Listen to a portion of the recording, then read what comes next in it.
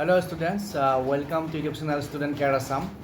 আজিৰ এই ভিডিঅ'টিত স্কলাৰশ্বিপ সম্পৰ্কীয় এটা গুৰুত্বপূৰ্ণ আপডেট শ্বেয়াৰ কৰিব বিচাৰিছোঁ।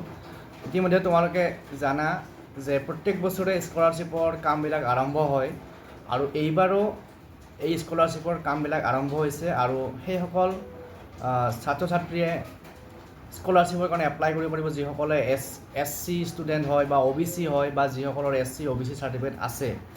যদি চাৰ্টিফিকেট নাই তেতিয়াহ'লে এপ্লাই কৰিব নোৱাৰিবা। গতিকে এতিয়া কেতিয়া এপ্লাই কৰিব লাগিব, লাষ্ট ডেট কেতিয়া সেইখিনি ডিছকাছ কৰিম। গতিকে আশা কৰিছোঁ ভিডিঅ'টো শেষলৈকে চাবা আৰু যিসকলে চেনেলটো নতুনকৈ আহিছা ছাবস্ক্ৰাইব কৰি ল'বা। তো এই ন'টিছখন আহিছে, মই তোমালোকক স্ক্ৰীনত দেখাই দিছোঁ ন'টিছখন এবাৰ। আৰু এই ন'টিছখন আহিছে আমাৰ অসম চৰকাৰৰ যিটো ডিপাৰ্টমেণ্ট আছে welfare of SC and OBC। তো যিসকল আমাৰ ক্লাছ 9ত পঢ়ি আছে, 9 আৰু 10ত তেওঁলোকে এপ্লাই কৰিব পাৰিব। আৰু যিসকল আমাৰ ষ্টুডেণ্টছে কিছুমানে মেট্ৰিক পাছ কৰি তাৰ ওপৰত হাই ছেকেণ্ডাৰী পঢ়ি আছে, ডিগ্ৰী পঢ়ি আছে, MA পঢ়ি আছে, তেওঁলোকে এপ্লাই কৰিব পাৰিব। আৰু ইয়াতে SC OBC দুইটা কেটেগৰীৰ প্ৰাৰ্থীয়ে কেণ্ডিডেটে এপ্লাই কৰিব পাৰিব। এতিয়া যিসকল SC কেণ্ডিডেট আছে, SC ছাত্ৰ ছাত্ৰী আছে, তেওঁলোকৰ কাৰণে এপ্লাই আৰম্ভ হৈছে যোৱা 1 জুলাই, 1 জুলাইত। আৰু এপ্লাই কৰা পৰ্টেলটো জানে, নেশ্যনেল স্কলাৰশ্বিপ পৰ্টেল বা scholarship.gov.in পৰ্টেলটোৰ লিংকটো মই দি দিম। তাতে তোমালোকে প্ৰচেছখিনি ইতিমধ্যে ইয়াৰ আগত মই এবাৰ কৈছিলোঁ এটা স্কলাৰশ্বিপৰ ইনফৰমেশ্যন দিওঁতে। তো ইয়াতে যিটো আমাৰ নেশ্যনেল স্কলাৰশ্বিপ পৰ্টেল আছে তাতে নিজৰ নামটো ৰেজিষ্টাৰ কৰিব লাগিব। ৰেজিষ্টাৰ কৰাৰ পিছত তাতে এটা এপ আছে, NSP OTR বুলি এটা এপ আছে। এপটো মোবাইলত ডাউনলোড কৰিব লাগিব। ডাউনলোড কৰি পেলাই নিজৰ আধাৰ নাম্বাৰ দি পেলাই নিজৰ যিটো ভেৰিফিকেশ্যন, ফেচ ভেৰিফিকেশ্যন কৰিব লাগিব। মুখখন এনেকৈ যিটো আমাৰ বায়'মেট্ৰিক বুলি কয়, তো সেইটো কৰিব লাগিব। সেইটো কৰাৰ পিছত তোমালোকে বাকীখিনি কাম কৰিব পাৰিবা। এতিয়া আমি প্ৰথমতে ডেটখিনি জানি লওঁ। যিখিনি আমাৰ SC কাৰণে ক্লাছ 9-10ৰ ষ্টুডেণ্ট, তেওঁলোকৰ ডেট ষ্টাৰ্ট হৈছে 1 জুলাইত আৰু লাষ্ট ডেট হ'ব 30 ছেপ্টেম্বৰ। 30 ছেপ্টেম্বৰৰ ভিতৰত এপ্লাই কৰিব লাগিব ষ্টুডেণ্টে। আৰু যিবিলাক স্কুল আছে, স্কুলৰ পৰা 15 অক্টোবৰৰ ভিতৰত সেইবিলাক কামবিলাক শেষ কৰিব লাগিব। তাৰপিছত যিখিনি আমাৰ মেট্ৰিক পাছ কৰা ষ্টুডেণ্ট আছে, মেট্ৰিক পাছ কৰি বেলেগ পঢ়ি আছে, হাই ছেকেণ্ডাৰী পঢ়ি আছে, ডিগ্ৰী পঢ়ি আছে, তেওঁলোকৰো এপ্লাই আৰম্ভ হৈ গৈছে 1 জুলাইত আৰু তেওঁলোকৰ লাষ্ট ডেট 30 ছেপ্টেম্বৰ। গতিকে লাষ্ট ডেট দুটাৰে 9ৰ পৰা একদম ওপৰলৈকে SC বিলাকৰ লাষ্ট ডেট হৈছে 30 ছেপ্টেম্বৰ।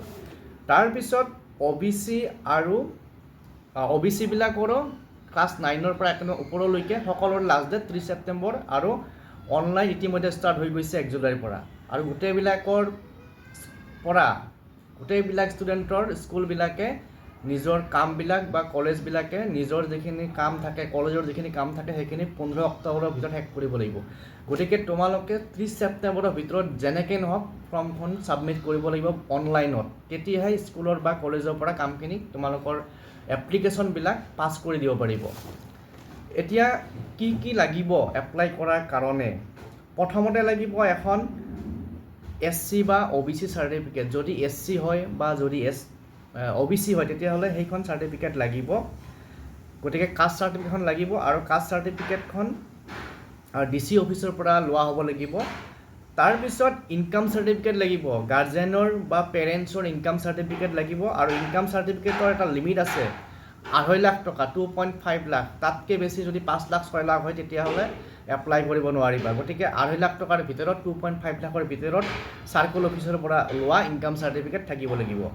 আৰু এখন বনাফিড চাৰ্টিফিকেট লাগিব। বনাফিড চাৰ্টিফিকেট যিখন স্কুলৰ পৰা দিয়ে সেইখন দিব লাগিব।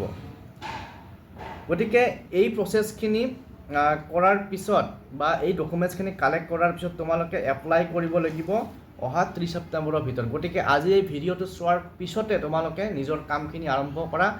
কাৰণ এই যিটো স্কলাৰশ্বিপ এপ্লাই কৰা যায় ইয়াতে মেইনলি আমাক ইনকাম চাৰ্টিফিকেট ওলোৱাতে অলপ সময় লাগে।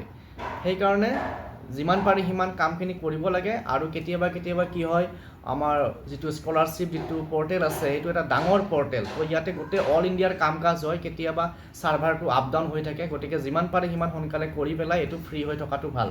তাৰ লগতে আৰু এটা ইম্পৰ্টেণ্ট কথা যে যিসকলৰ বেংক একাউণ্ট আছে তেওঁলোকে নিজৰ বেংক একাউণ্টৰ লগত আধাৰ কাৰ্ডৰ নম্বৰটো লিংক আছে নে নাই বা আধাৰ কাৰ্ড লিংক আছে নাই। যদি নাই ইমিডিয়েটলি গৈ পেলাই সেইটো এক্টিভেট কৰিব লাগিব, লিংক কৰিব লাগিব, আৰু একাউণ্টটো যদি ইমান দিনে মৰি আছে তাত পইচা জমা কৰি হ'লেও একাউণ্টটো অলপ এক্টিভেট কৰিব লাগিব। যদি KYC দিব লগা আছে দিব লাগিব, নহ'লে পিছত যেতিয়া স্কলাৰশ্বিপৰ পইচা যেতিয়া সোমাব হয় তেতিয়া এই পইচাটো নোসোমায়।